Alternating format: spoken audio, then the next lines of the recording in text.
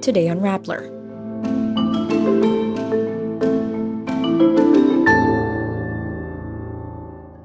Chinese fighter jets circle Philippine plains in the West Philippine Sea during joint maritime patrols with Australia. Former Senator Laila de Lima says her priority is to assist the ICC in finding justice for victims of Rodrigo Duterte's drug war. The Philippine government gives the go signal to a civilian resupply mission to the BRP Sierra Madre in the Ayungin Shoal. Authorities rescue 15 Filipinos in an alleged sex den in Pasay City. International leaders seek an extension of the temporary truce between Israel and Hamas. Nicaragua's national pageant head is barred from entering the country following their Miss Universe win. And a fast food brand is under fire for a viral video of an employee going house to house for orders. The Armed Forces of the Philippines confirms Chinese fighter jets orbited above the Philippines' Super Tucanos during its joint air patrol with Australia over the West Philippine Sea. The circling lasted for about 15 minutes and the mission was completed without incident last Sunday, November 26. A day before the incident, AFP Chief General Romeo Bronner Jr. said Chinese vessels shadowed Philippine and Australian ships during joint maritime patrols in the West Philippine Sea. The AFP chief says this seems to be China's tactic, pointing out that Chinese vessels had earlier circled US and Japanese aircrafts flying over the area on a separate occasion.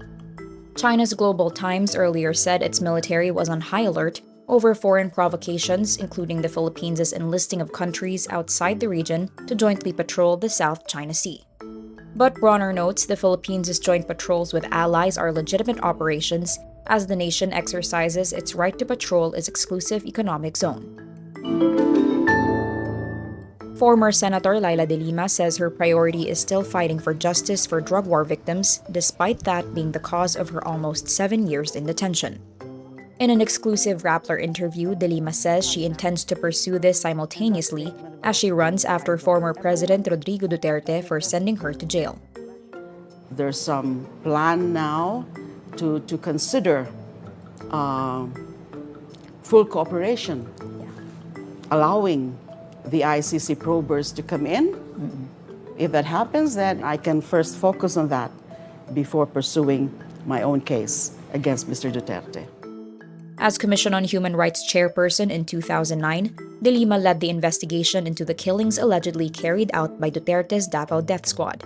There are now 3 pending resolutions at the House of Representatives urging government agencies to cooperate with the ICC investigation.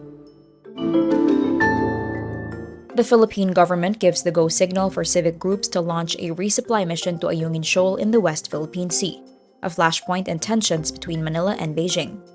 This a week after the National Security Council said it discouraged and would not support a civilian-led mission.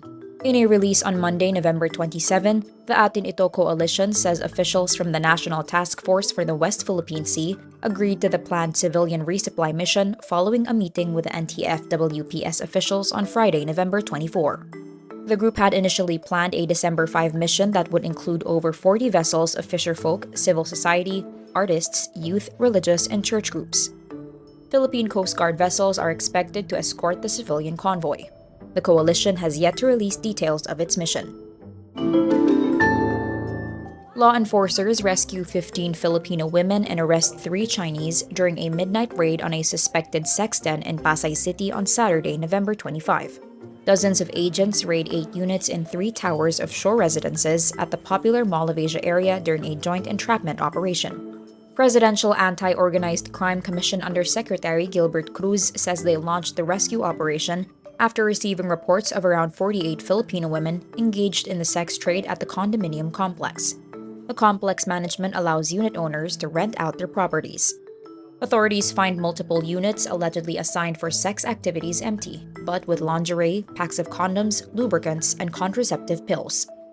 One of the young women rescued says sex is offered in 4 packages, and prices vary depending on the duration. The women say most clients are Chinese. This is the first PAOCC sex trade raid in months that does not involve an offshore gaming operation. The temporary truce between Israel and Hamas enters its 4th and final day on Monday, November 27, as both sides release a total of 117 Palestinian prisoners and some 40 hostages. This includes one Filipino, Jimmy Pacheco, who was among the first group released by Hamas. The Israel Embassy in Manila says Pacheco is now in the custody of Israel Embassy officials. U.S. President Joe Biden, meantime, says he hopes the temporary truce between Israel and Hamas can go on as long as hostages are being released. Hamas says it wants to extend the pause in fighting if it means an increase in the number of Palestinian detainees released by Israel. Israeli Prime Minister Benjamin Netanyahu says he would welcome extending the temporary truce if 10 captives would be released daily.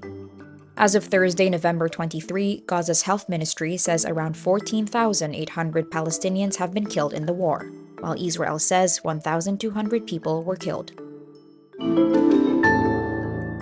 Miss Universe 2023 Sheynnis Palacios' win triggers controversy in her home country of Nicaragua, as the pageant's country head was barred from entering the country.